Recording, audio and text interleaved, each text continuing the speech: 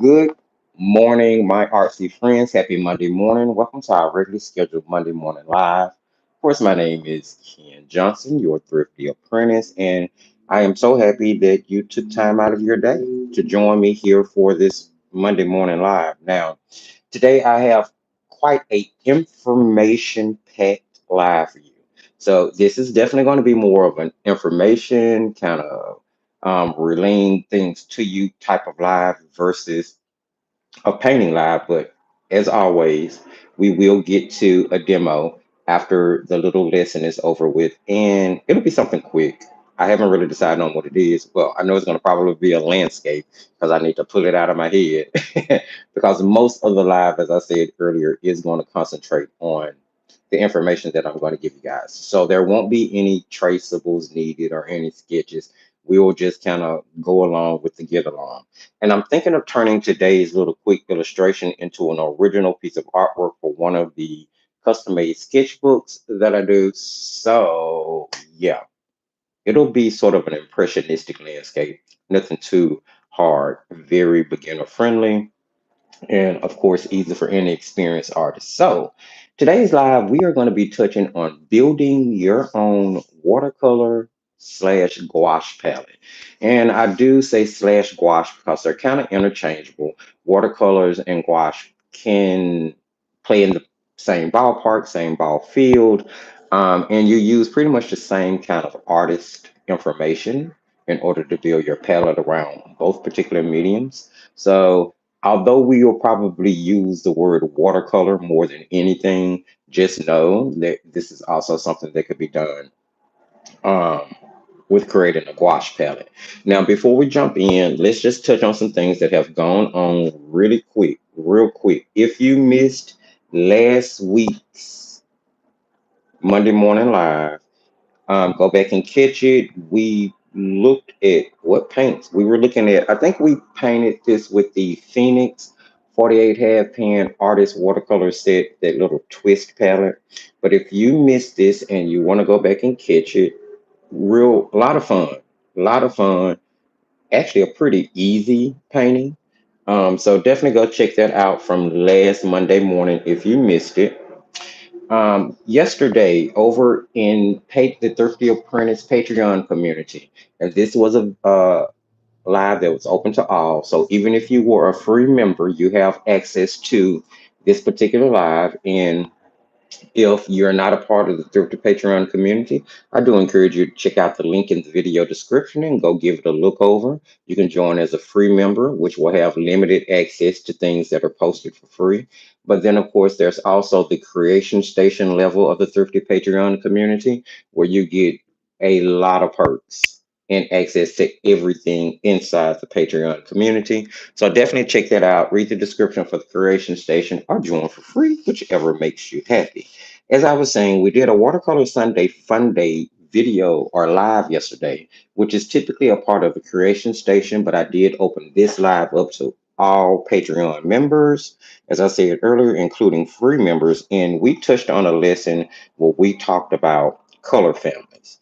And we went through several of the more popular color families. We touched a little bit on pigment information, not too much, but concentrated mainly on the different color families, the difference in those color families from paint to paint. And in that particular video, once we were done with the lesson, we painted this cute little whimsical witchy pumpkin with a broom and a little bat in the background. I still haven't decided if I'm going to put like a night sky with some stars or something back there. But for right now, this is what it looks like. I will be posting this as a result for that live over in Patreon later today. But if you would like to paint along and have fun painting um, this little whimsical image, then definitely check out the Watercolor Sunday Fun Day video in the from yesterday in the Thrifty Apprentice Patreon community. So that is what we covered over the week. Now, I don't think there are any new products in that I would like to share with you guys. I can't remember anything that came in, so we don't have to go through that, and we'll just go ahead and jump directly into today's lesson. Now I'm going to grab a piece of paper here and I am going to grab a marker so that we can, I can highlight a few things as we go through. Because as I said, this is going to be more of a, this live is going to be more of an informational live that I'm going to be kind of relaying to you from notes that I've taken and made as I studied up on some things that I wanted to kind of refresh in my mind on for this particular live. All right, so let's just jump in. Building your own watercolor palette. Now, um, choosing watercolor paints for your own watercolor palette uh, is sort of like walking into a candy store. Like you have so many colors and you basically want them all. You know how that is. We want all of the paints all the time. But here's the thing, friends, there is no such thing as a perfect palette. So let's get that out of our head right now. Your palette, especially if it's one that you're customizing to your own artistic style, is going to change and progress as you change and progress and develop as an artist. So, a palette that you put together when you initially start watercolor painting or gouache painting may look nothing like the palette you're using 3, 4 years from when you start. Because, as I said, that palette is going to progress and grow with you. So, get the idea of a perfect palette kind of out of your head. Now, the best palette is one that fits you. It fits the subjects you like to paint. It fits the style you like to paint in. But most of all, it fits the stories that you want to tell and that you want to relay with your artistic creations. Now, in this video, what I want to do is kind of share with you guys a 4-step process, or should I say 4 steps, that I particularly use to build palettes. Um, and it's simple. These steps are going to be simple and they're going to hopefully be effective, and eventually you'll be able to make them uniquely yours because you're going to be fitting your own criteria into it. And then we're also going to kind of talk about a few professional pigments that you may want to consider for inspiration on building your own palette. All right, so let's start with step one. We're going to jump right in. Step one. The first thing I do, or the first way I start to build my own palette, let's see, build your own palette. Number one, I personally like to start with a primary triad. You're thirsty. What's a primary triad? What do you mean? Well, a primary triad is your three primary colors: red, blue, and yellow. Every single palette I build starts with 3 colors: a red, a blue, and a yellow. Now, examples would be like phthalo blue or quinacridone magenta or cadmium yellow. Like those happen to be 3 colors that I tend to put into a lot of palettes if I have it available. And that actually is a pretty dynamic triad to start with right there that you can mix many different colors from, and you can paint almost any painting just from those 3 colors. Uh, and I'll repeat those. Or phthalo blue, I said what? Quinacridone magenta, I love to use that one. And I like to use cadmium yellow as well. Now, if you want more flexibility with building your palette as far as starting it out, instead of 3 primaries, right? Try 6 primaries.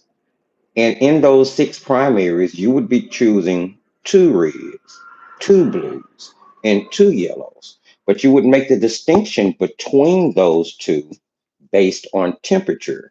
You would want to try to pick one warm and one cool version of each of those 3. So you will have a warm and a cool red, a warm and a cool blue, a warm and a cool yellow, right? And this, my friends, is what we call the foundation of a water soluble palette. Even if you were using, say, like water soluble graphites, let's just say you're a Derwent Graphitent fan and you have the Derwent Graphitent pan paints, right? You could still pull a triad from whatever colors you have and paint many different paintings just from those 3 or 6 colors. Now, I will throw this out here as just a little, extra bit. If I was just using 3 colors, I would try to mix those three with warm and cool. And you're gonna develop an affinity for being able to gauge warm and cool colors. The more you paint, the more you learn, and the more you kind of experiment with mixing, you will understand better that mixing different temperatures together can typically give you brighter, more saturated colors. But I'm not going to get too into that. We're just going to keep this strictly with, the fundamentals that I use for building a palette. So this step one. I pick a primary triad. Now, don't go anywhere because this live will hopefully progress into us starting to build a palette together. And I will tell you that this live is probably going to be 2 parts. It might even be 3 parts because this particular thing that we're doing is not something that you do in one sitting per se. So let's move on to the second step or suggestion that I have for building your own palette. This is going to be number 2. And in number 2, you want to choose staples. What, Thrifty? We're going to get real specific. We're going to say subject based staples. And I know, let me explain. Think about what you like to paint. The subject that you paint matters in the choice of colors that you use, correct? For instance, if you're a person that likes to paint flowers or tropical birds, maybe you would want to pick colors that are more quinacridone based because they're super bright and vibrant. Maybe you like phthalos that are really clean, mix really well, but have a high staining ability. Um, and you're picking these for like the brighter colors for your flowers or your tropical birds. Maybe you're a person who likes to paint landscapes, right?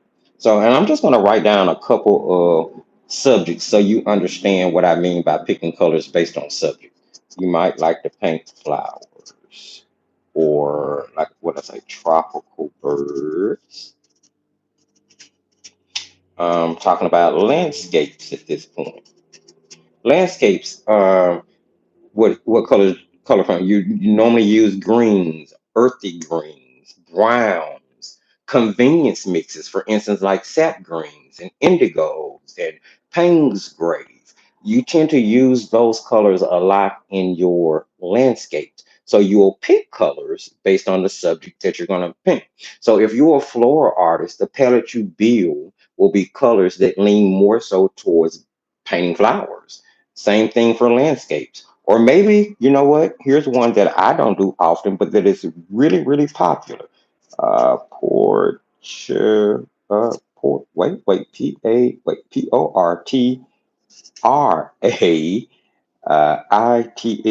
Yeah, I have brain freezes for a minute sometimes. So portraits. Maybe you are a portrait painter.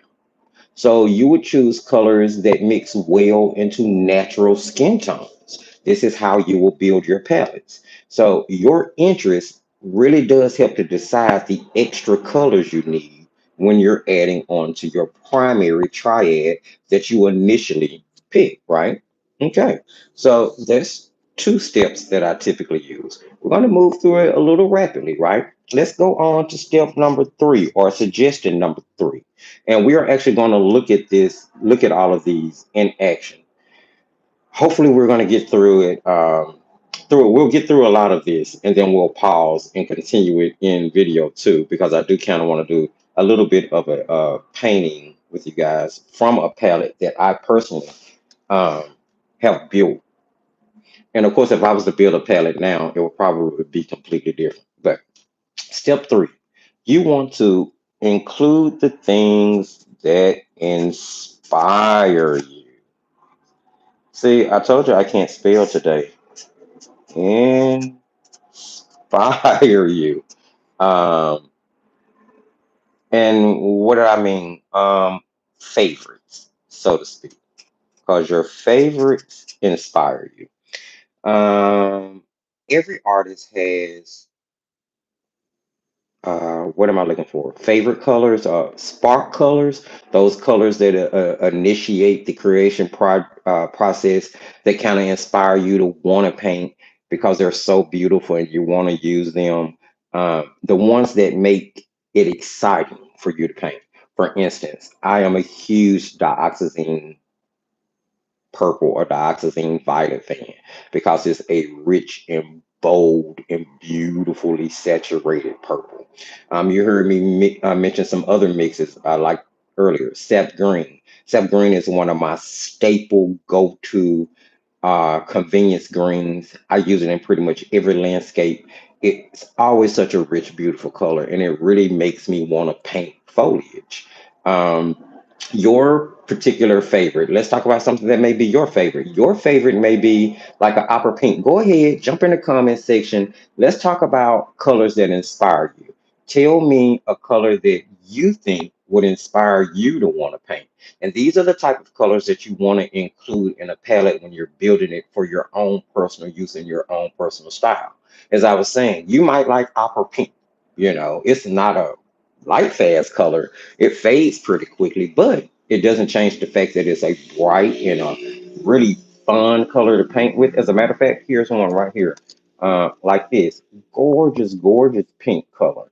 Can work so well in many flower illustrations, tropical illustrations. You could even put it in your landscape if you wanted to, because it's a gorgeous color for skies and water reflections.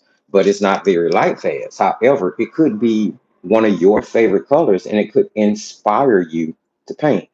Keep in mind that these are essential. I'm sorry, keep in mind that these are not essential. This particular section, unlike section 1 and 2, are not essential. These are things that you're going to kind of develop and learn as you paint and as you grow. When you first start out, you might not know what your favorite colors are. You might not know what colors inspire you. But as you paint, as you encounter new mediums, as you come across new tutorials and new information, and you actually physically get to try colors and mixing new colors, you're going to start to develop a catalog of colors that you like better than others and that tend to inspire you to want to paint. Now, keep in mind, I was sharing with you 4 steps. We've only covered 3. So let's talk about the 4th one. And this one is not necessarily about choosing a color per se. And you heard me touch on this in the very beginning. But step 4 would be remember to build gradually. And I also say, and experiment. And experiment.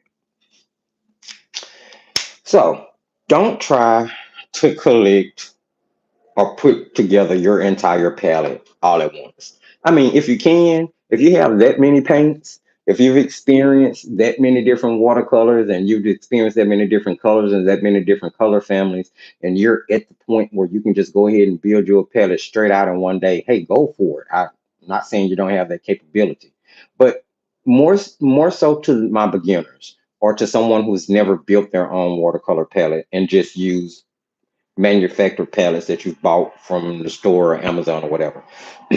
Remember to not rush yourself. Give yourself time. Start small. Let your palette grow as your skills grow. Okay. Let your palette grow as your knowledge grows. Experiment with new paints, different type of paints. We were just talking about graphic paints. That is a different type of watercolor. It is a water soluble pan of paint that has all of the basic properties of a normal watercolor paint with the addition of graphite, which changes the formulation, changes the way they look, changes the way they perform, changes the way they layer, changes the way they lift. So the addition of that graphite formulates that graphite pan paint to be different from a normal watercolor. I'll give you another example. We all love metallic and glitter paint, right? But that mica added to that watercolor formula causes that glitter watercolor or that metallic watercolor to perform a tad bit differently than opening a phthalo blue straight out of the tube, right? So build slowly.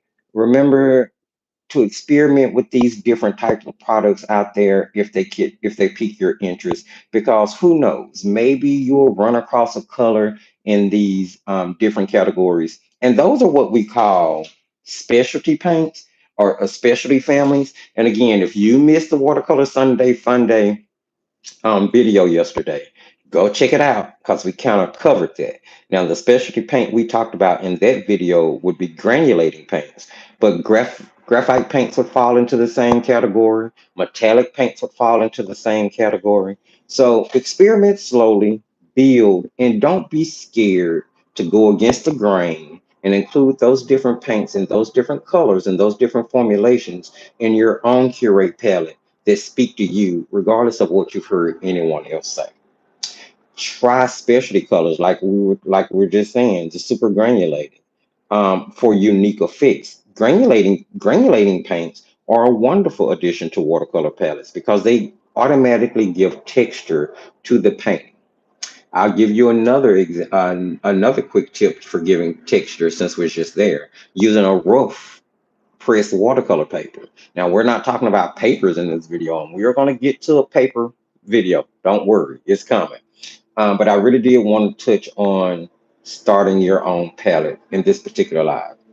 Just remember that your palette should evolve with your style. So as you evolve, so with your palette. As your artistic appetite changes, so will your palette. So don't bog yourself down to any one thing. Just keep in mind that the two most important processes, steps, or tips that I've shared with you throughout these four steps is number one, start with a primary triad or with six primaries, warm and cool, but not you don't necessarily have to have six, but start with a primary triad. And two, remember to include staples that are going to help you around the subject that you like to paint the most. Okay. All right. So now I want to kind of spin into talking about some colors that you guys that may give you some inspiration. I'm gonna write on the back of this paper. Do I want to write? Yeah, I'm gonna write on the back of it. Whatever. um, so now this is going to be the part that might make some people head spin. So get yourselves together. I'm gonna give you 12 example pigments that I think you, especially if you're a beginner, you may want to start doing some research on and you may want to explore. Now, some of these colors I'm about to call, you may have already heard listed in the chat as a favorite color from someone already. So and these are some colors that I've run across. I may not have painted with them on a regular basis, but these are some colors that I just thought maybe could be inspiration, right? Let's start out with, you heard me mention it earlier, oxazine, purple, violet, depend on who you buy it from, which one it'll be called.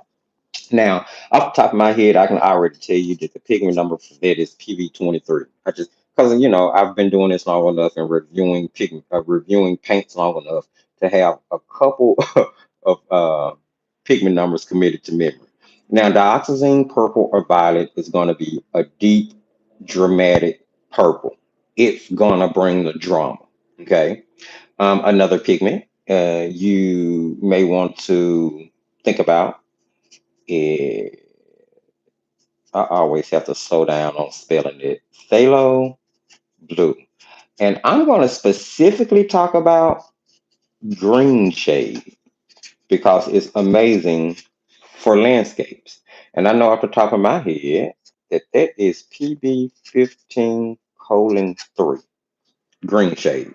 It's actually the phthalo blue that you get in most watercolor sets, whether they're telling you the undertone shade or not. But Phthalo blue green shade is an amazing inspirational color for mix for your landscapes. Going with your earthy greens and your earth tones, like your siennas and your ochres and your umbers. Amazing, amazing color to consider. Here, another one you heard me mention earlier, and I'm kind of sharing some of my favorite colors with you guys. Quinacridone, yes, that's spelled right. Magenta, gorgeous, lively, pinkish, reddish color. Amazing. It is PR1. Oh my goodness, PR122. PR122. It is PR122. Gorgeous color. Gorgeous, gorgeous color. And the reason I'm giving you these pigment numbers is in case you're ever trying to build a palette and maybe the company gives their colors whimsical names. For instance, excuse me, we all love Christie's palette. So this is not a slight on her palette at all. There are many companies that do this. But you notice how Christie gives her colors those really fun, whimsical, joyful, kind of inspirational names to make you kind of want to use it, right? Well, what's per se if you run out of one of the colors and you have some tube paints laying around and you want to kind of use a fill-in color until you can order another one of Christie's paints, right? So if you know this, let's just say Christie has a purple in her set and the pigment number for that was PV23. You run out of that color, but you have several other purples from several other brands. You can now grab one of those purples from those other brands, look at the pigment numbers, find out which one is PV23, and you now know you can use that color to substitute in Christie's palette until you can get another one of Christie's colors if that's what you want. And you can do that across brands. I just used Christie palette as an example. Another company that does that is Doodle Hog. If you've ever used the Doodle Hog 36 color set, they give those paints really whimsical names. Now, one of the drawbacks to Doodle Hog is that it's an artist grade set. So they don't provide the pigment numbers on those paints, which would make it super difficult to do what I just said doing with like Christie paints, which Christie paints has pigment numbers. So these are some of the important factors behind knowing pigment numbers. But again, you do not have to know them to paint. It's like I tell you, you don't have to know how to draw in order to paint, and you don't know how have to know how to paint in order to draw. They're two different things. Another color I love is cad yellow, medium actually. Now you might find this listed as a hue depending on what brand you're using. And those that are trying to stay non-toxic typically use a synthetic pigment in order to make up their cadmiums. Um, Now, cadmium color pigment numbers range. Um, PY 53, PY 151 is a cad yellow, and PY 83 is a cad yellow. Anyway, um, and like I said, this bit of the information over here is for my pigment nerds. This bit of information is for those who don't care, right? So cad yellow medium. You want to try to. That's a gorgeous color to use. It has an opacity to it. Well, if it's the hue, it might be transparent. But if it's the original cad yellow that doesn't say hue, and they're actually using the original cad pigment, it's going to have more of an opacity to it. So it's really great for layering those colors towards your foreground. Because keep in mind that your cooler colors are going to recede, and this is specifically in landscapes. Your cooler colors are going to recede, and your warmer colors are going to come forth. Let's see.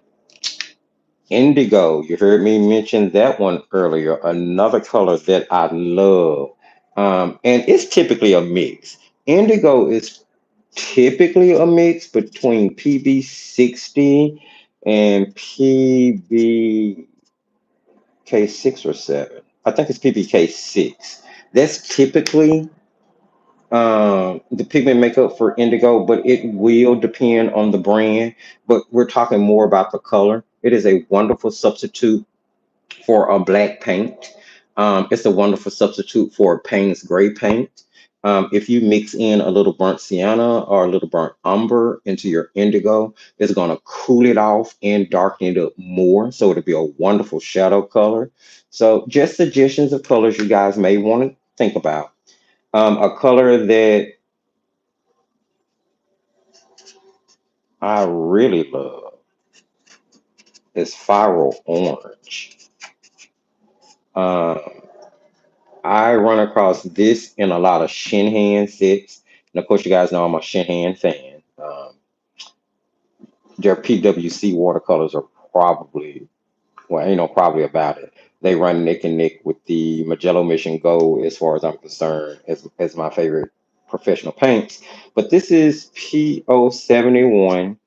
You don't really find it in a lot of sets, but you can run across it. If you ever run across any fire color at all, I definitely suggest you give it a try. They are burning bright. They are typically reds or oranges, and they are so super bright and typically transparent that it's just crazy, crazy beautiful colors. Um, let me think. Let me think. Let me think. Let me think.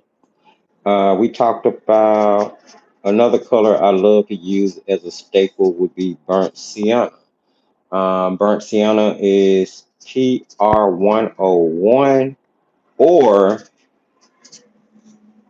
PR7.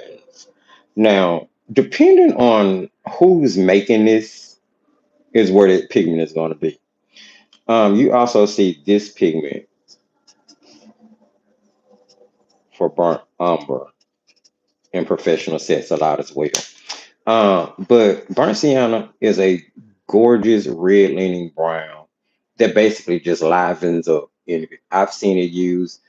Portrait artists use it a lot. Landscape artists use it a lot. Still life painters use it a lot. Plein air painters, um, urban sketchers. It is just such a beautiful universal brown that can mix into many different things. And as I told you guys earlier, ultramarine and burnt sienna or ultramarine and burnt umber helps to make up my favorite neutral mixture. Okay, here's one that Nicole mentioned earlier, Carnacridone coral. Quinacridone coral, I guess it really can depend. I've seen it as PR209 most of the time. And it's a fresh, super bright coral. Gorgeous, just grab your attention in painting's color. So if you've never seen it or experienced it, I'm trying to think, do I have it? I might have a tube of it somewhere. I'm pretty sure I do. I just need to dig it out. So beautiful, beautiful, beautiful, beautiful coral. I'm gonna throw two more up here. We talked about that, and then we're just gonna kind of wrap this section up and see if we can get into some painting. We talked about OPERA, opera pink earlier, and I kind of showed it to you guys. It is PR122. It is a neon. Neons are non-light fast colors. That doesn't mean you can't use them. That doesn't mean you shouldn't use them. That doesn't mean you should let anybody make you feel bad about using them. That doesn't change the fact that they're non-light fast though. They are fugitive colors and neons are going to fade. However, they happen to be some of the most beautiful paints on the market. And Opera Pink is one of my favorites as far as the neons go. Super bright neon pink. And then of course I can go on and on. As I said earlier, Payne's gray and sap green and just all these different colors. But these are just some of the few that I have found myself liking a lot throughout my painting journey. Since I've been playing around with fine art paints and really diving into the professional standpoint of them.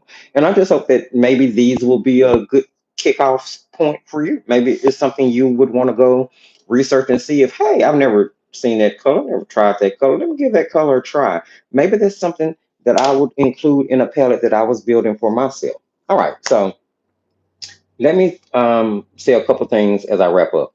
First, everything that I've talked about today, I actually made an outline for this specifically for people who are trying to build their own palette. So it probably is going to be more useful to a beginner than anyone else, but it is going to be available open source on the Thrifty Apprentice Patreon community.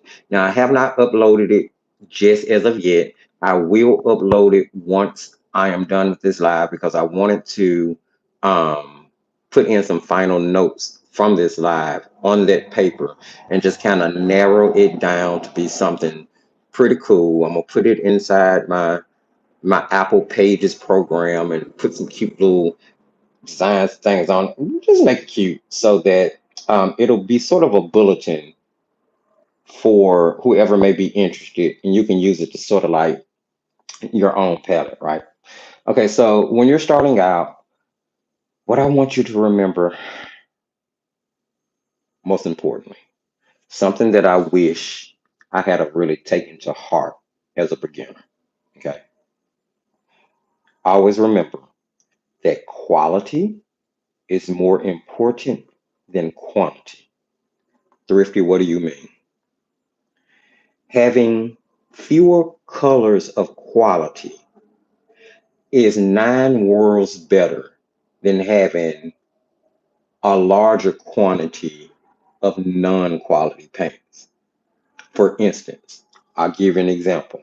Now, I'm not poo-pooing on anybody's paint set. I'm not poo-pooing on any. You guys know I review thrifty, economical, budget grade paints all the time. I have found so many brands out there that offer a nice quality paint. And as time goes on and as more people get into developing paints, because there's a larger selection of watercolor paints on the market at a more pocket-friendly price nowadays than there used to be 6, 7 years ago. And this I can guarantee you. Um, but so the quality has improved even in the budget manufacturers. And as white labeling and private labeling became more relevant and more popular, you had a lot more budget companies realizing that they can get into that art niche, into that art world without having to put forth the overhead and the money to produce their own paints, but instead work with a factory that was already producing those paints that would basically relabel what they produce for that budget company, which is where white labeling come from, and which is why you will run across so many economical budget sets that seem like they're the same paint. Odds are they might just be, you know. But that's not what we're touching on. What we're touching on is a fewer quality paints is better than a larger quantity of non-quality paints. Let me think. For instance, there's a set of paints out there on the market called Pinteresta. I have tested those paints. I have reviewed those paints. I think it's like 48 of them, 36 of them, 48 of them in the set. The set is just a little over $20. It's not very expensive at all.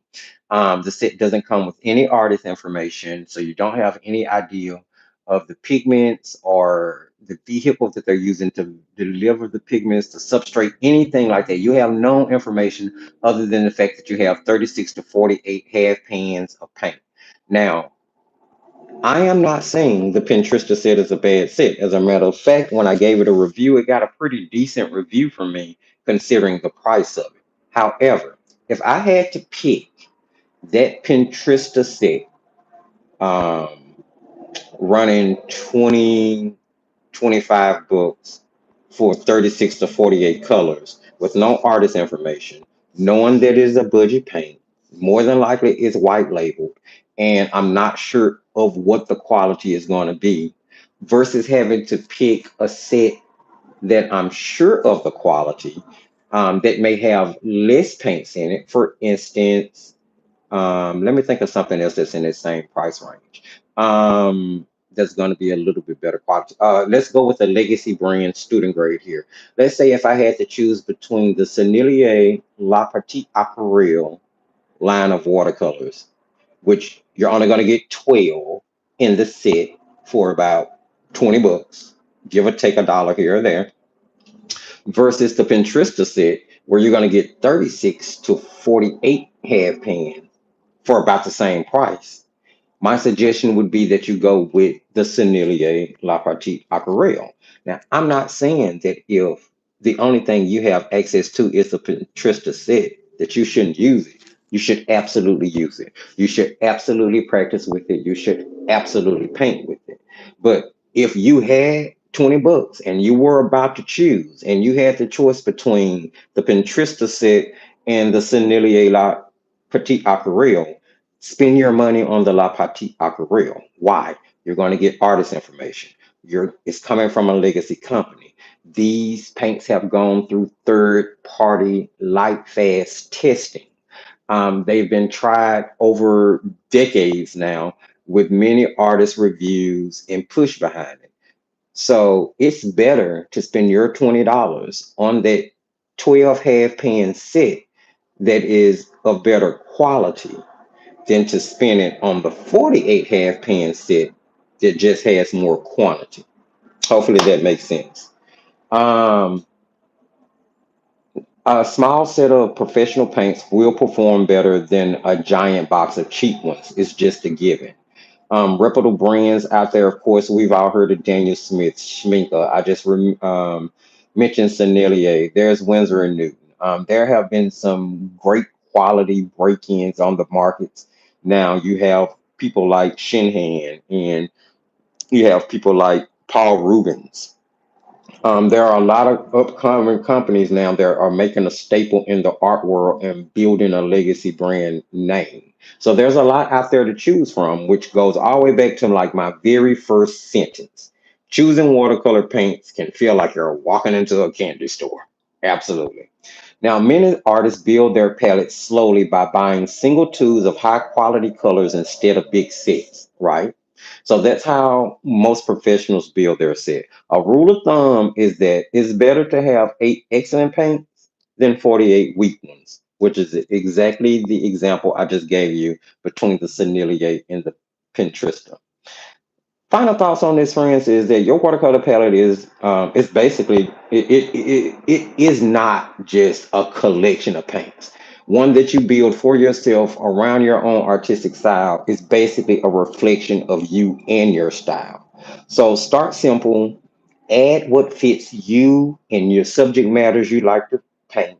Include colors that you love, that inspire you to want to keep painting, and remember to experiment as you grow so you can discover those things, those other colors that fit you well.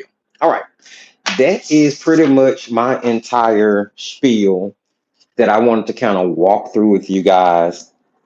Um, and just ending it with saying that your palette is your story in color. It is you telling who you are in color. So you want to kind of curate it to yourself. Now, I'm going to show you a curated palette here. Now, this is a curated palette inside my bamboo Voyager box. I don't have all of the half pans filled, but this is a curated palette. It has been put together from many different brands. And I'm pretty sure if I was to build another palette right now on the spot, it would probably be different because I've discovered new things since I built this. But this consists of paints from brands like Daniel Smith, Core. There's even Million Pretty Excellent 2 paints in here. Uh, am I forgetting anybody? Core, Daniel Smith, Million.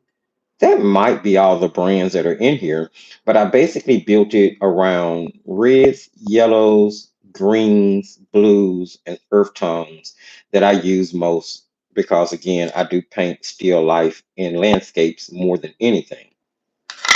So I do kind of want to get into doing a quick illustration with you guys, just so that we can have some fun behind all of that talking and learning.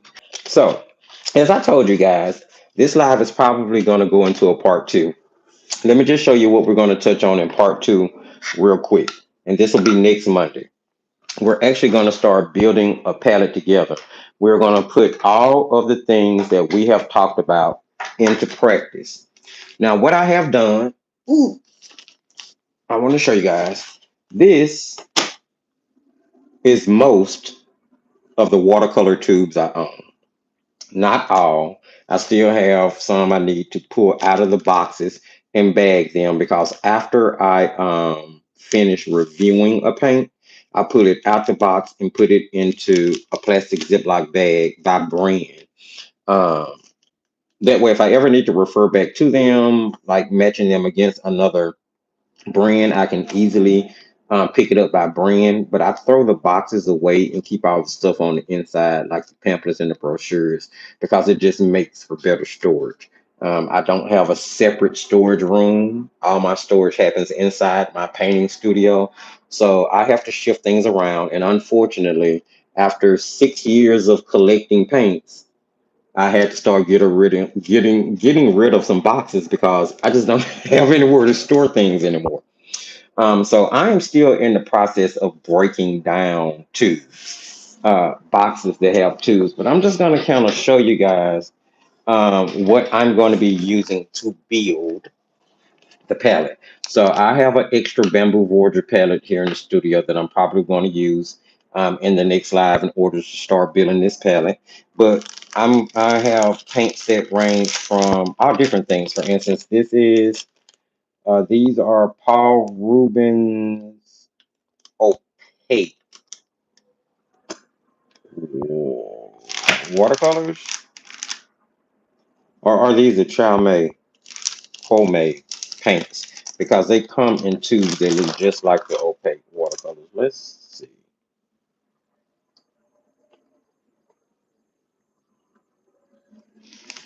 No, these are the homemade, child made, homemade, whatever they call it. But those are the homemade watercolors. Now that's actually a student brand, but I'm just kind of showing you guys some of the paints that I'll be pulling from. And you may not have this many paints, but hopefully what the video is going to do is give you inspiration as you move on into building your own paint. Here I have the Million 36 tube set. That's pretty excellent. I have so many different tubes of the Camel Artist watercolor. Um, Here we have the Paul Rubens, or is it Million? I forget which company, but they come out the same factory. The Hitoto, Hitoto, Hitoto, watercolor tubes. That was a pretty okay quality paint. Not nearly as good as the homemade or the pretty excellent paint. Here I have all of my Mission Gold pure pigment paint. So I'm just showing you this because I have a lot of tubes to build from, you know. I have a lot of tubes to build from. So I'm gonna hopefully be able to over the next week put together a really good palette based on color name and pigment numbers. And then in the next live we'll kind of walk through that and actually start to build a palette and pan up some of this stuff. Here I have the Shinhan Korean colors. That's what those are.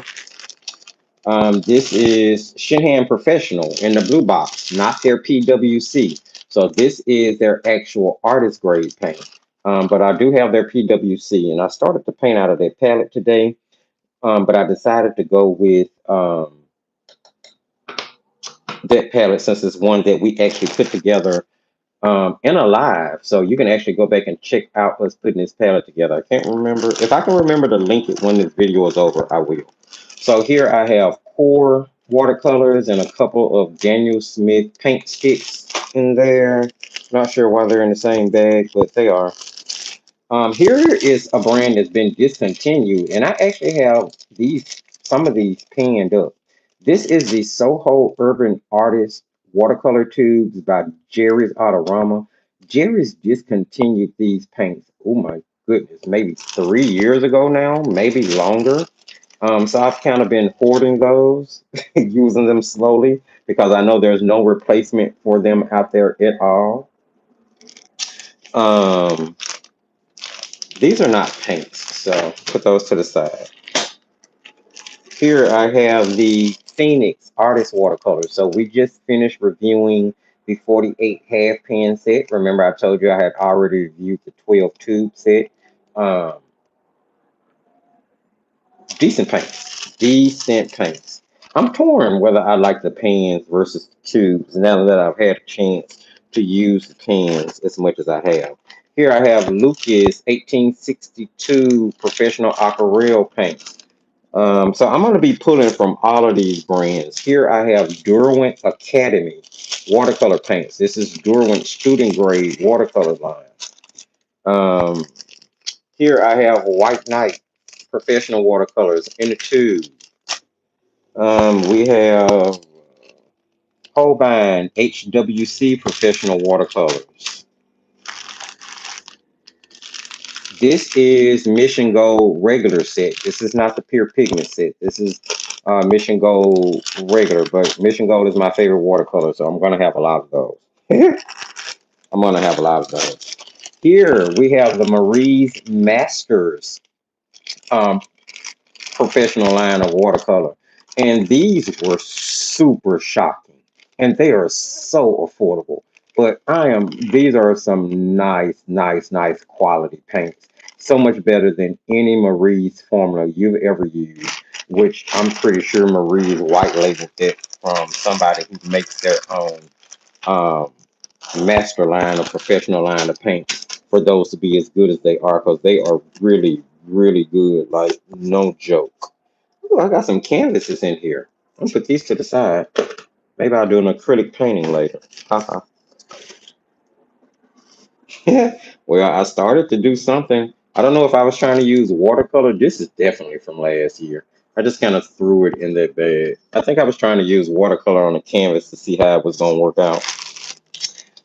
This gouache, so don't need that. I haven't actually pulled the rest of those out the bag yet. Here we have Grumbacher Academy, which is Grumbacher student grade line. I have Windsor and Newton Professional paint stick line. So you can always break those up. And the thing with paint sticks is they are a wonderful way to get just pure pigment without having to worry about the tube. So I feel like you're getting more for your money with those. And Windsor and Newton discontinued their paint sticks, but Daniel Smith still makes theirs. And if I'm not mistaken, there's a company called American Journey, which is basically Da Vinci. If I'm not mistaken, I have to research that to make sure I'm calling it right. I forget who white labels those paints, but either way, they are uh, a good choice. So these are all the tubes that I'm going to be using. Well, not quite all of them. I still have some in boxes that I'm going to be bagging before we get to next week's live. But those are just some of the tubes that I will hopefully be utilizing in order to um, pull together a palette.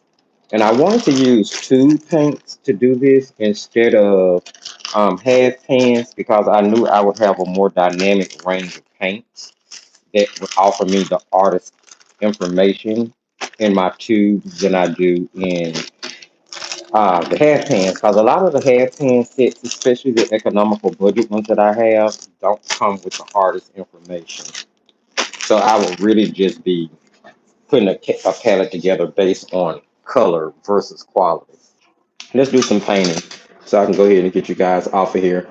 We've been on what, an hour and 20 minutes now? Not too bad. I'm live or somewhere around 2, 3 hours, so hey, I don't feel too bad. Here we go. I'm just gonna do a little quick landscape. We're gonna do something real quick, and you can give this a try. It'll be something fun to get you started for the day. We need us a horizon line.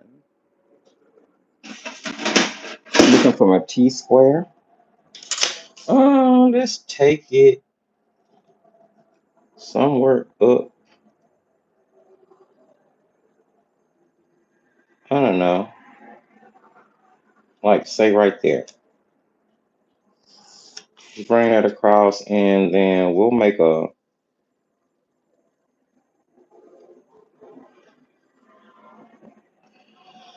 Where is my pencil? Because it's not what I wanted to do. All right. I want that to come off that end a little bit.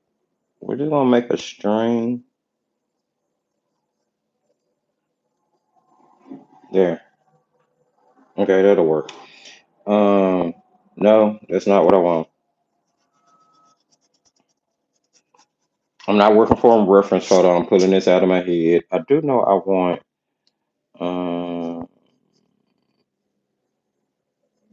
a big rock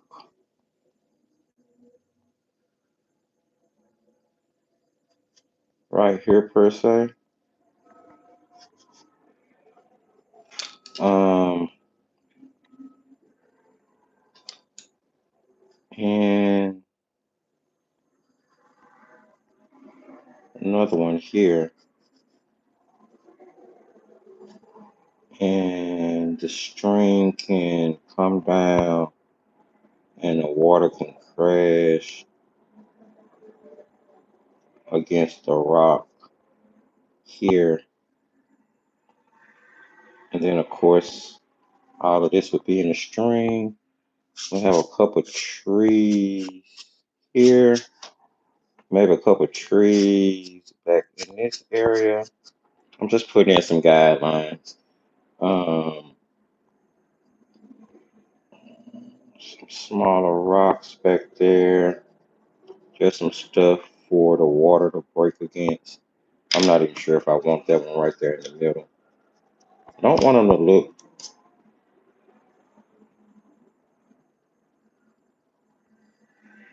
too spaced out. All right, that's enough drawing. There. Pretty simple, pretty straightforward. We have a horizon line. We have a little stream, couple rocks. We're gonna have a grassy area back there. And basically, we're just gonna build a tree line here. So we'll try to keep it fun. All right, let's start with. Let's see. Is that crooked on screen? Hello, Eleanor. Completely clean as Renan. It does, Ruby, doesn't it? It feels like you're. It feels like you're just like killing paints or something. Like you need to go to jail. Absolutely. All right. What colors am I playing with today? So I'm gonna show you the swatch sheet for. I'm gonna show you the swatch sheet for the colors that are in this palette here. Wait. Um, Here we go. So these are the colors that I'm working with. I swatched them out with one of Christie's paint sets. Like I said, I can't remember how many months ago we put this palette together, but it was fun. It was fun. So those are the colors that I'm using. Let me see if I can prop that up there. And let's see. Okay, that should work. All right. Everything on screen? Yes. Okay, what you need to see is on screen. I'm gonna start off with a number. I like a big brush and I cannot lie. Let's get a number 10. Synthetic squirrel round. And let's go with, let me turn this palette the way it's supposed to be. Okay, that's how it's supposed to be. Let's go. Is that Thalo? Yeah. You know what, Thalo? I'm not gonna do any lifting of any clouds. I'm not. So let's just go with some Thalo here. Keep in mind, Thalo is going to be a staining green. This particular Thalo is green shade.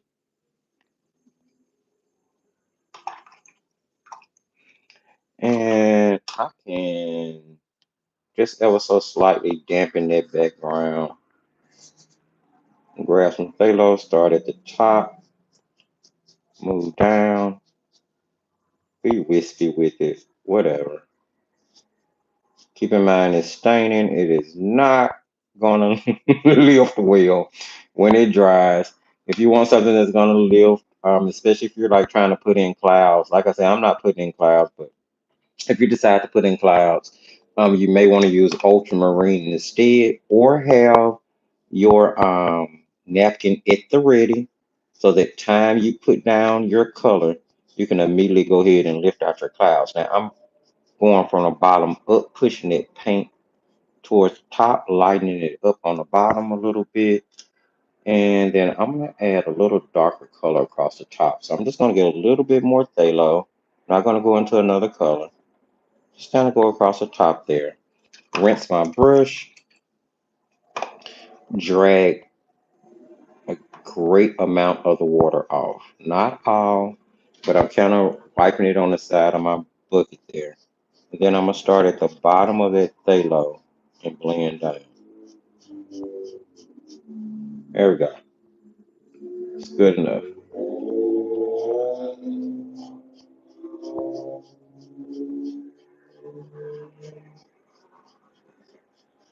All right.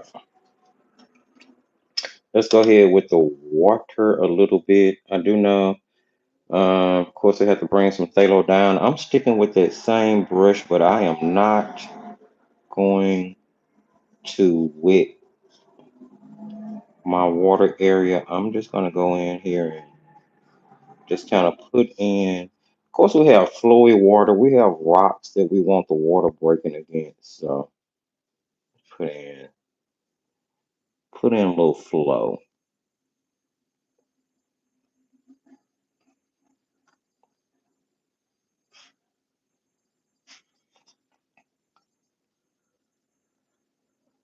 All right.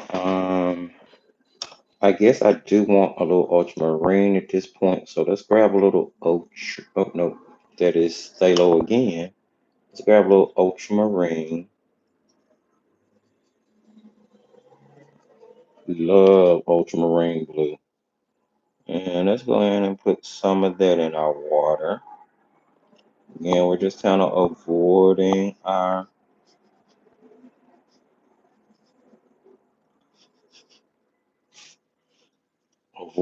rocks. Now, I do normally suggest you use um, a flat brush. It just helps. It just helps with painting water. And as you guys see, I'm not really being too careful with this, like I said earlier. Um, I want to take a little bit more of that blue, and I'm actually going to switch over to a flat brush, a small one, since this is a pretty small painting. And let's just, because I want more movement in my water. And at this point, I'm grabbing phthalo and blue and ultramarine, I'm sorry.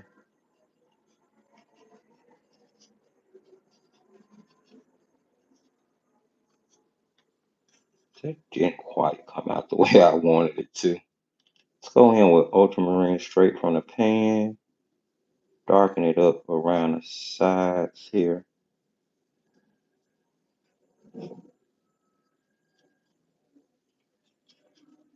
we will eventually go back in with some grayer tones. You definitely want that water looking like it's rushing around the rocky areas.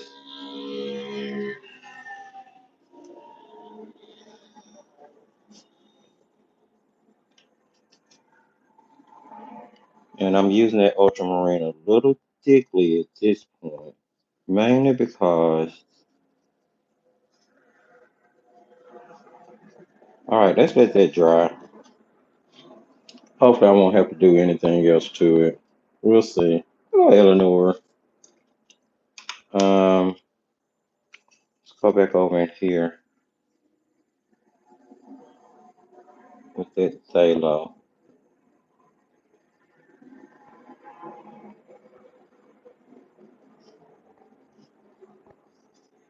a little of that ultramarine and push it back up in there. All right. I don't know. Let's see. I don't know what that gray is from. Do I have a Payne's gray here? Yeah. Let's just jump over here to Payne's gray since we were talking about that color earlier. Now this is a mixture of PBK9 and PV19. So it actually has a violet in this.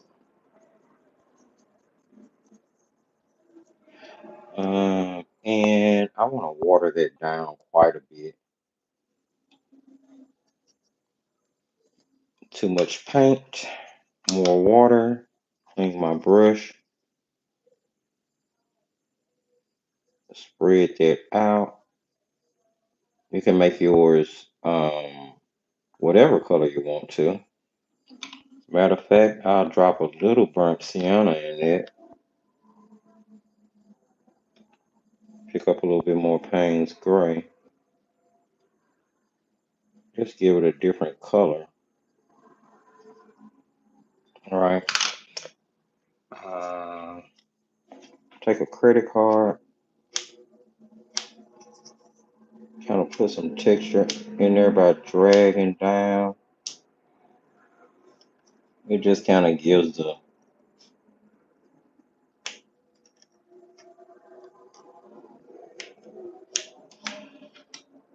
same thing over here. A little burnt sienna, a little Payne's gray watered down.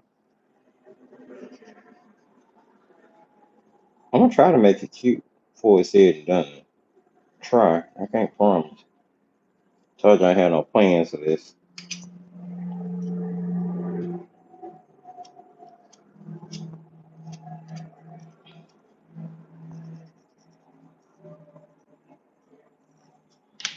I will use my credit card scraper to draw and create with. It's just another tool, an extension of my paintbrush. Oh, great in it. That rock's a little different.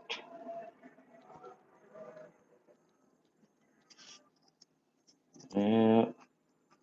Now, do keep in mind that if you use this technique, you are braiding the paper. Maybe that's enough. I covered up the rock I had up there, I think. Oh well, we're just gonna have those three towards the end of the string. Let's go in with tree green. Now, if you have sap green, you can use it. This is PO36 and PO49, which is a strange makeup. I think I may have transposed that wrong. Maybe it's PG36 and PO49. I think that's what that should be. All right. And water. I'm gonna base this in back here.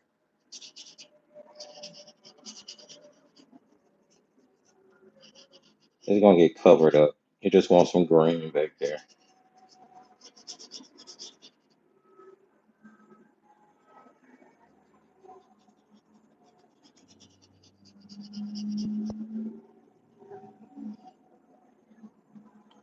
Yep.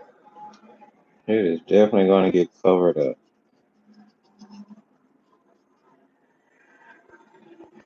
So don't sweat the small stuff. You just want to put a nice little green coating back there so you can have something to build on top of. And I guess the the water is gonna look better once we put the shadows in it. I really, really hate that I didn't keep the definition in those waves, but it is what it is. Um, is this dry? Yeah, this is dry. We can go ahead and put some trees in back there. I'll go with burnt sienna since that's what I was using. I'm still using that little small flat brush to paint with. And let's knock that back a little bit. Let's pull a little, well, get in there. Let's pull up. Oh, didn't mean to make it that dark. Oh well. So we'll go ahead and mix. You guys see how I don't really let myself get stressed out. I used to get so stressed out when something happened in painting that I couldn't control. And then somewhere along the way, I realized that those are typically the best paintings. Okay, so I'm gonna put in mix a little bit. I just wanted to make that a kill the brightness of that bright sienna. Go. And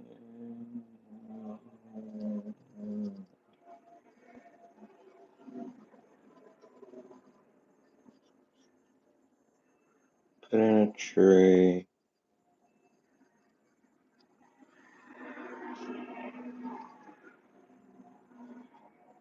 Um, somewhat or something that looks like trees back here,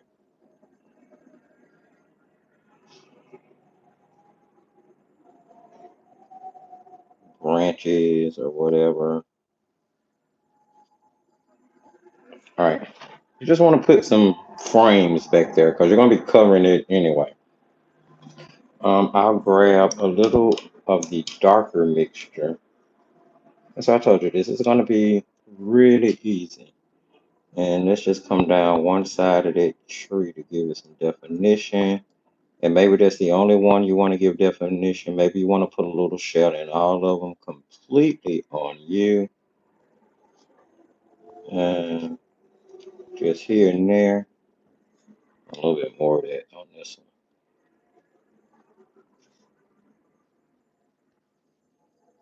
Okay, I'm going to end up putting some shadow back there too. And then, okay, this is dry enough. I'm going to go ahead and put in my main tree up front here.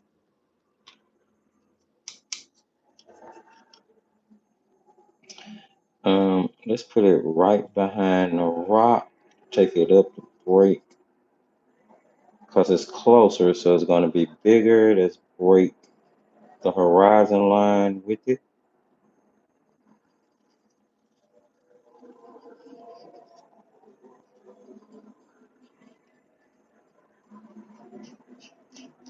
And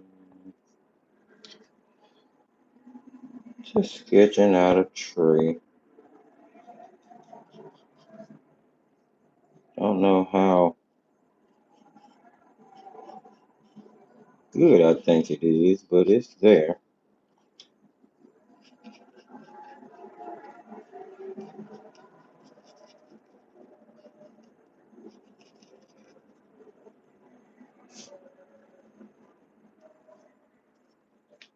Grab a little bit more color here.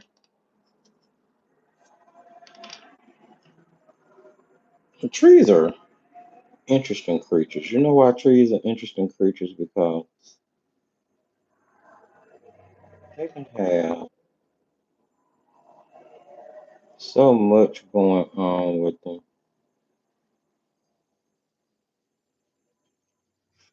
None are really ever the same. That's really red because I used that burnt sienna directly from the pen without knocking back that red, which is fine. I'm just gonna leave that tree that color. Um,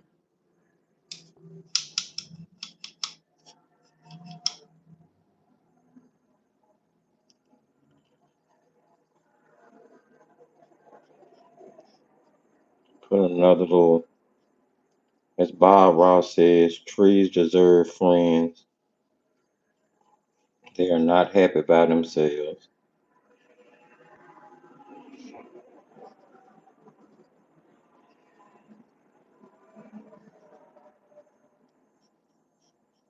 Fish are friends. Is that how it go? No, I forget how it go. Find it, Nemo. Fish are not food. Fish are friends.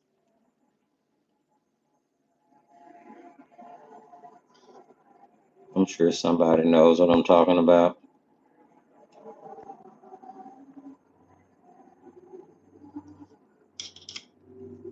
it doesn't really have to make sense how your trees are back here, the bark. That's why I'm not being too particular with it. It really doesn't have to make sense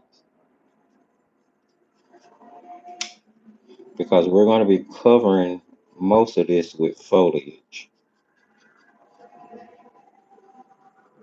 You just want stuff that's going to peek through like tree bark and make sense. And you know, give you a, there you go. I don't know. All right, let's get it a second to dry. In the meantime, we're going to mix that darker color together that we originally mixed. And let's go across the bottom of that tree. At the side that wouldn't have light. Same thing here.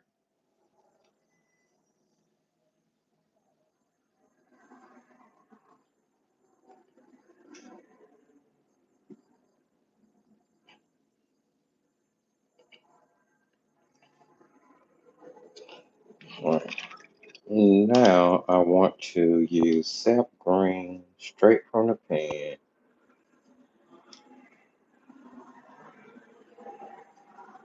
and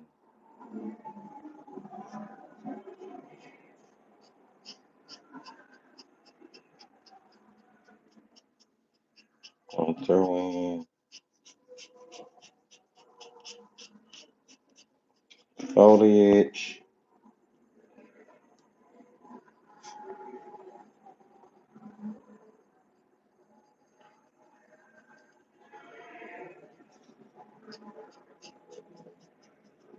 right around the base. Here, do some growing up in here too, coming up between our trees. Now, if you want to make that high enough to break the horizon line and just cover, you can. This is your painting.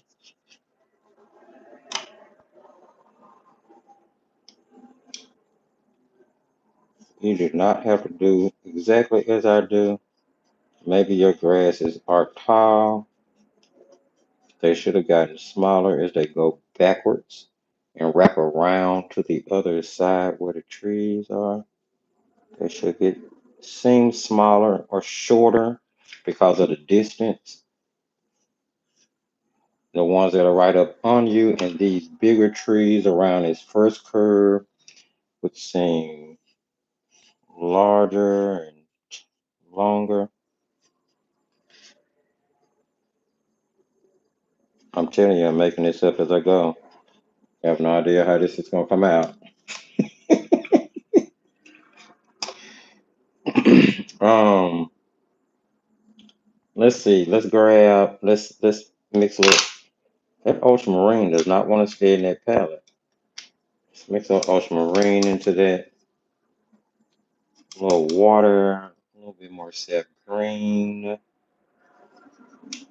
little ultramarine.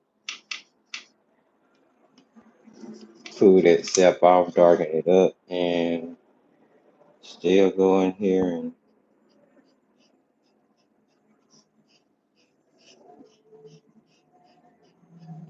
pull that dark through there.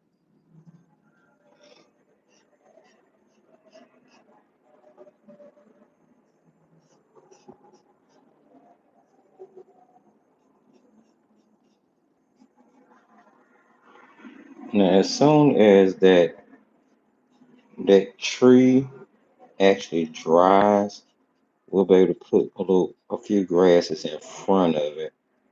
But you definitely want to make sure that you get your paint heavier towards the bottom to weigh down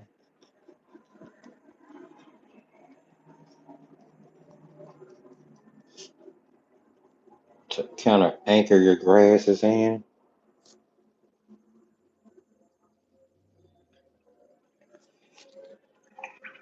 I'm gonna give it a second to start drying. I'm gonna switch back over to the Payne's Gray and use it a little bit thicker here. Jeez, I hope this turns out looking worth something.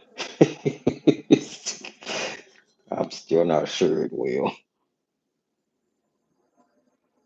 Right here.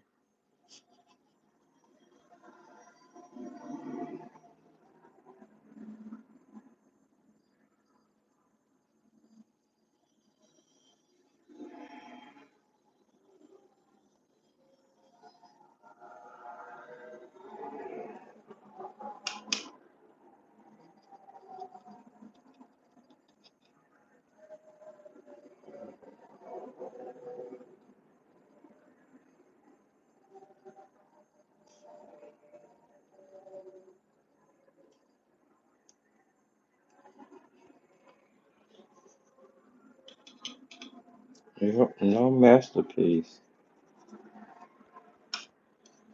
I'm going ahead and dropping in my shadow right away, as you can see, into the water.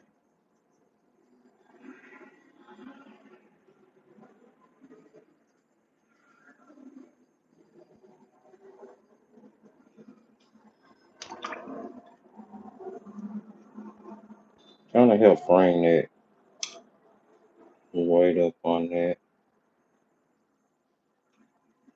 Add a little bit at a time back here. It's right up on us. Actually, both of the rocks are right up on us.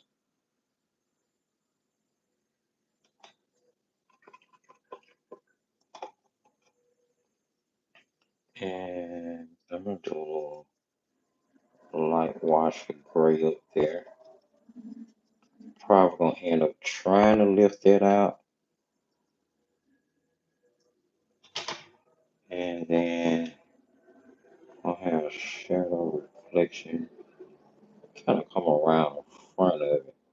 Not gonna get much shadow with this one based on the way it's turned, but we'll put some around the front in the water there just so you can see it is casting a bit of a shadow. And we would have, let's see, that would probably be running across like that because we have a tree there and a tree there.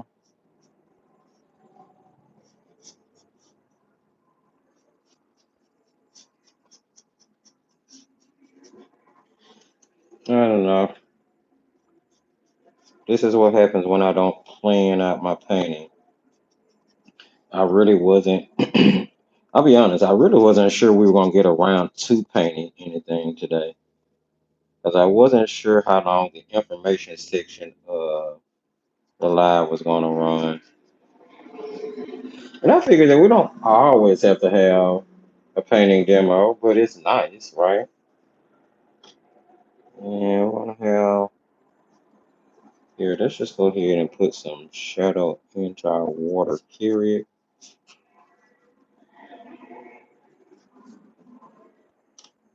Grabbing more Payne's Gray.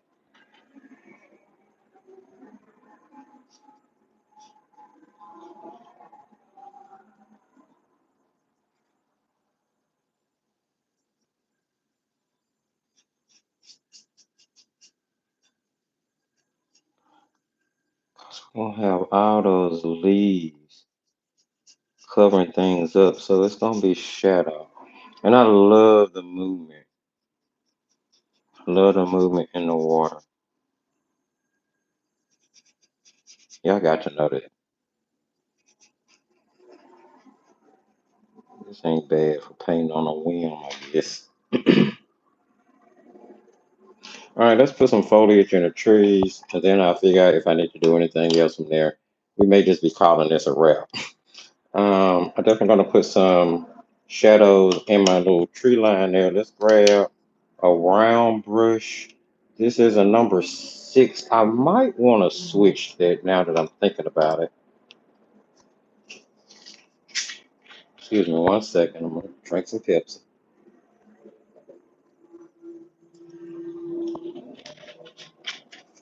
All right. I think I want a smaller nylon brush. This is a number 6 round. Let's go with this. I need to tighten the ferrule on this brush because the ferrule is loose. I don't know if y'all can see that. But let's go with the sap green. And we are just going to, or maybe I should use a sponge. Wait a minute. Let's use, where's a sea sponge? Let's see how that works. Let's play with a sea sponge. So I have a sea sponge here. I'm just going to dip it into some water and then wring the water out. I'm going to wring it out really good. Okay. Now let's see how well this does.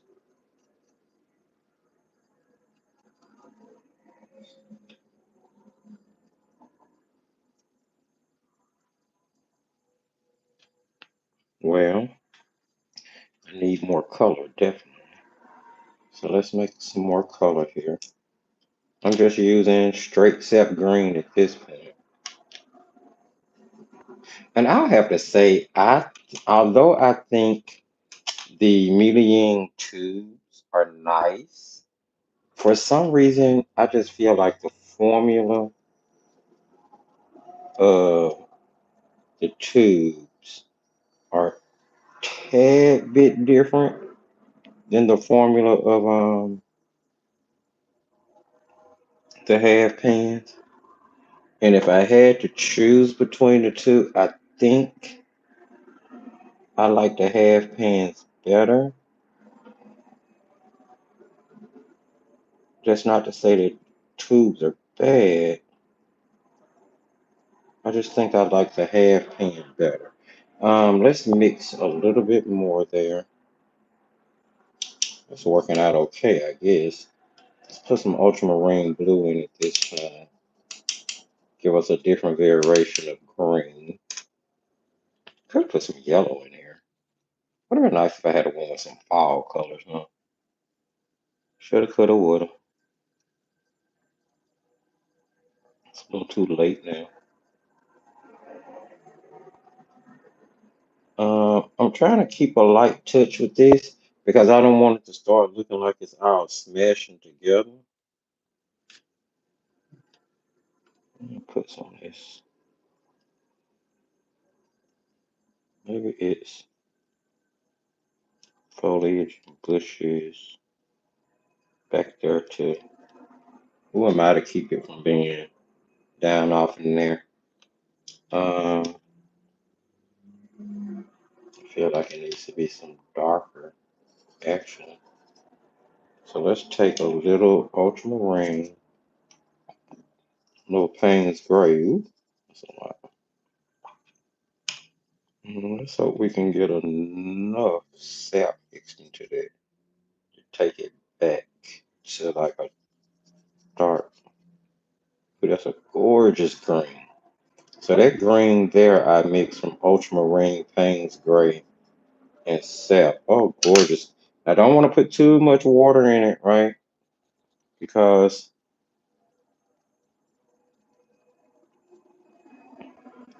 okay, I think that's enough of this sponge. I think I just want to put on like some regular looking almost leaves. So let's grab just sap green and we're just going to take the side of our brush and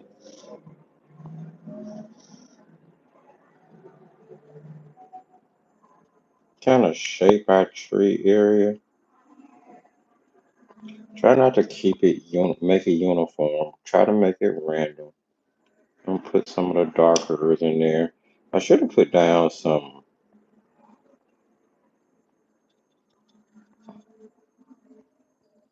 I've been trying my best to really like that sponge technique. I really have. I never quite seem to like that sponge technique. I never quite seem to get, because see, then, I don't know. It just didn't come out the way I wanted it to. Whatever. Can't win them all. It's just sad when you have a lie and it didn't go to your painting didn't go the way you wanted to. It's a little disappointing, but I guess it is what it is.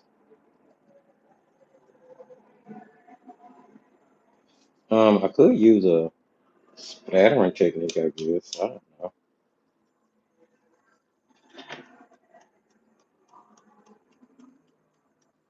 Like flyaways now.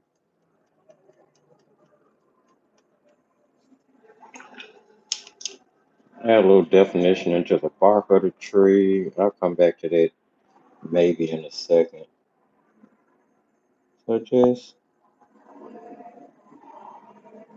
sort of like a barky wood texture, but I'm just putting it in with the gray as I put on a shadow side here.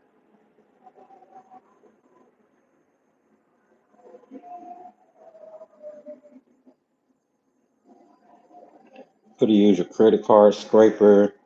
You would only see like the wood texture in the bark that's right up on you. You wouldn't see anything back there.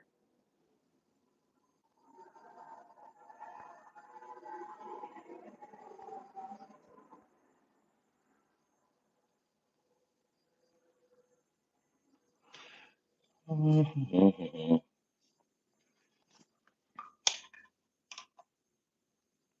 Not bad. Let's put some cracks in the rocks.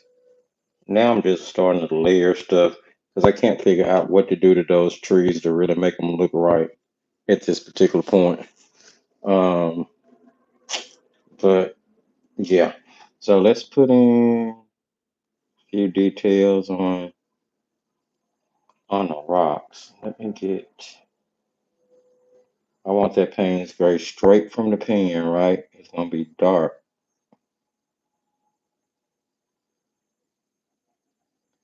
right around the bottom of the rock.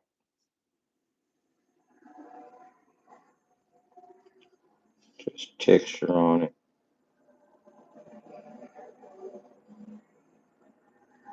This side will be completely in shadow. Same thing here.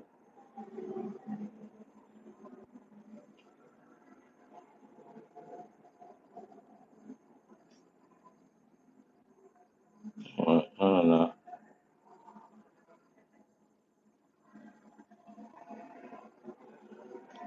You definitely want it darker at the bottom because it's wet. It's wet from the water.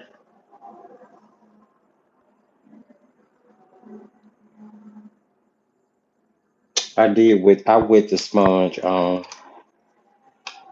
I did. I wet it. I just know I don't. I've never just had luck with the sponge. It's wet. It's actually kind of soft. Uh, but I've just never had that much luck with the sponge. I just never have. And I really should have, in retrospect, or hindsight, should I say, I shouldn't have taken the branches of the trees up so far. I should have stopped them so at a certain length, put on the foliage, and then just kind of hit and miss with the branches going up through the trees. And of course, I know that, but like I said, I didn't really plan this, and it just kind of is what it is. Let's put some gray in there. Yeah,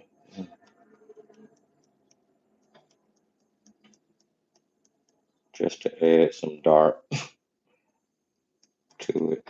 All right, there, whatever. That works. Cute little illustration. Something you can give a try. Nothing too complicated at all. Let's put a few little. We got burnt sienna on our palette, so let's throw a few little just brown twigs in here.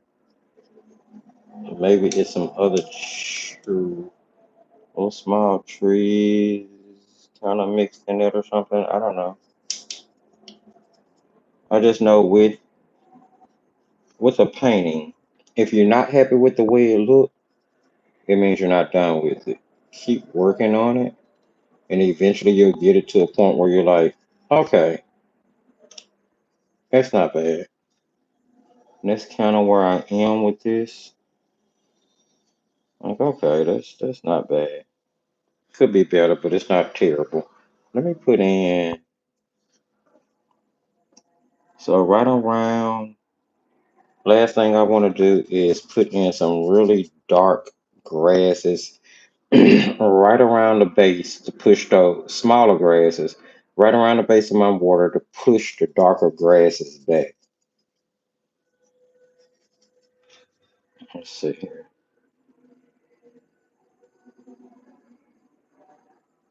And this I'm going to take right across the tree, front of the tree, across the front. You may even throw a few little grasses in the water growing up around your rocks. You could do that too.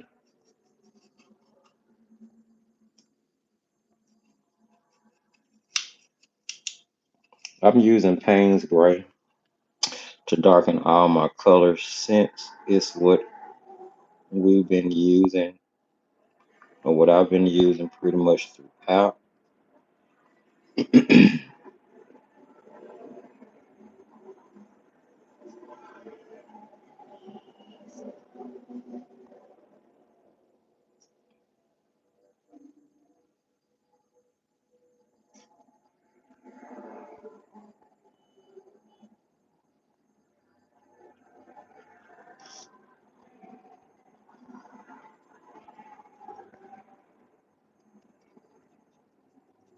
All right.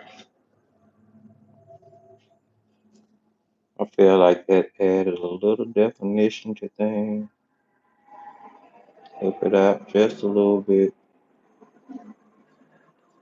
Help close in that water area a little bit more. Yeah,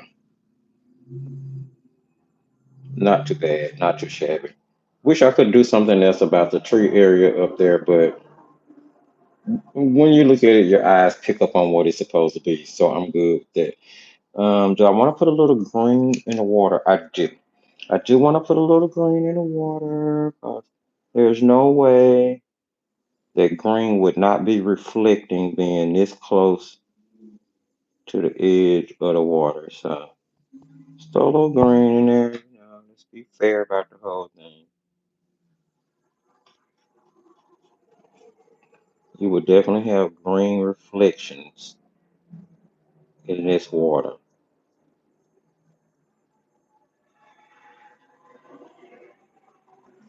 All right, friend. There you have it. Not the best thrifty painting you've ever seen in your life, but it is a good place for you to get some practice in. Be sure to give this a try. Super easy, super quick. Um, I don't know. It was something I pulled out my head, but it worked out okay, I guess.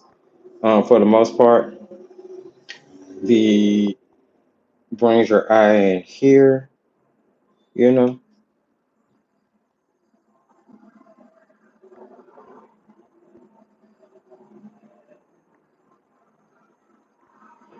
Cool beans. Thank you, Eleanor. I appreciate that. Thank you, Owen. I appreciate that. So I'm going to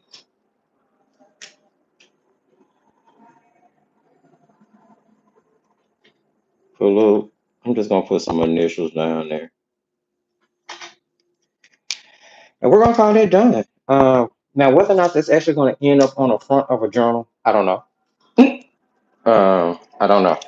I want to give it time to dry because I'm gonna tell you something about watercolor paintings.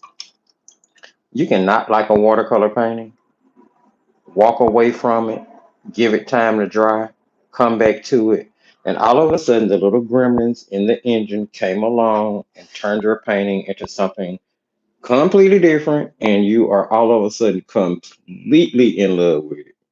So, friends, hopefully you guys picked up on something, saw something that you liked throughout the course of this live. We've been on about 2 hours and 15 minutes now. If you've been here live, or if you're still here live and you like anything, please don't forget to sprinkle a little love and give the video a thumbs up.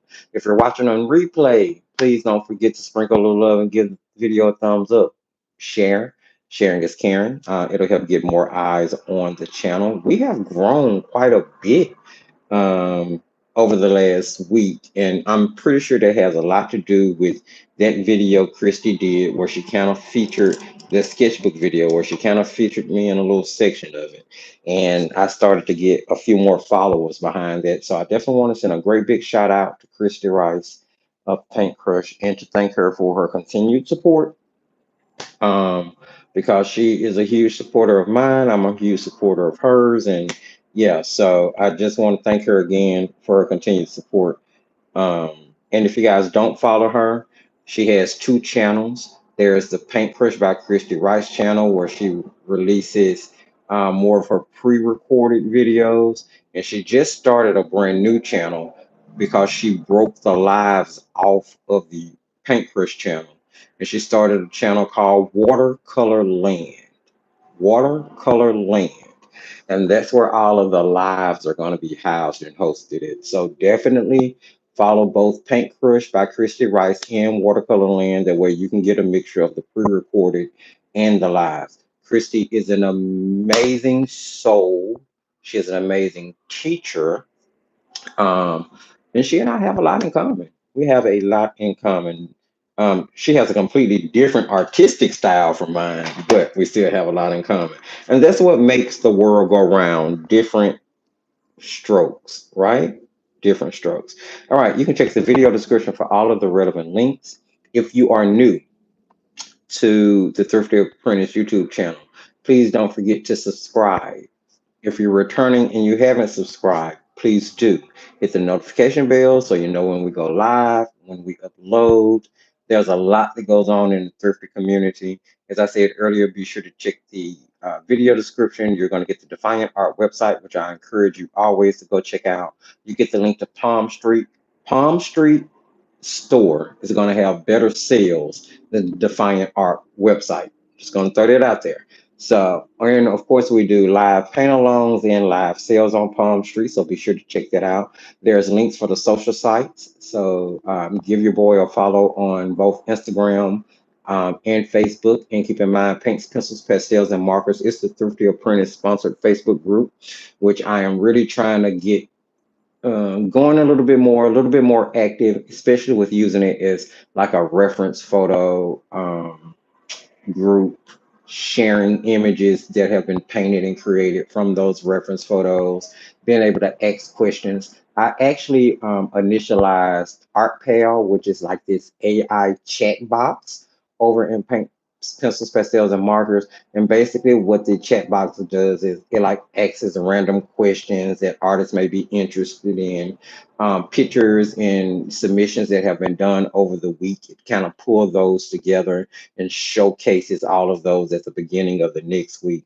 So it has a lot of little perks to it. And since I don't have any other moderators for that group other than myself, um, initializing that chat bot actually has helped out because I've seen it ask questions to the group and people get engaged in answering that and what they use. So it's a really cool group. Go check it out. I'm trying to turn it less into a showcase group and more into the group that it was meant to be, which is about learning, sharing ideas, reference photos, and all those type of things. Information about paints, different brands. I kind of wanted it to be a encyclopedia hub of art products, and it's been going for about 4 or 5 years. And somewhere it became more of a showcase group, showcase my art versus having true complete substance to it. Now I have some great members over there that does wonderful contributions. Um, and they list like the medium they use, they list what they're painting on. Um, I have wonderful members over there who do little snippets from paint sessions that they've had or that they've done to show you how a product works or how. So there is some really good information over there coming from some really good artists. There's a lot of dead accounts, I think. There's a lot of accounts that just have no involvement in anything going on at all, that I've seen. And I am trying to clean those up. So that group is becoming better and starting to lean more so towards what it was meant to be. Uh, Anything else? You can also find in the video description the most recommended product list, which I am constantly updating, as well as the artist wish list in case you decide you want to check out supporting the channel outside of Patreon or Palm Street. And then, of course, there's Patreon, where we have a free level, which you have access to everything public in the Thrifty Apprentice Patreon community. And then there's a Creation Station level, which is the paid level with all of the different series and videos and behind the scene reels and traceables and premium giveaways and all of that good kind of stuff goes on in the Creation Station. So definitely be sure to check all of that out. Creation Station members, tonight we are going to be having a crafty video. Well, more so crafty than artsy, but it'll be a combination of both.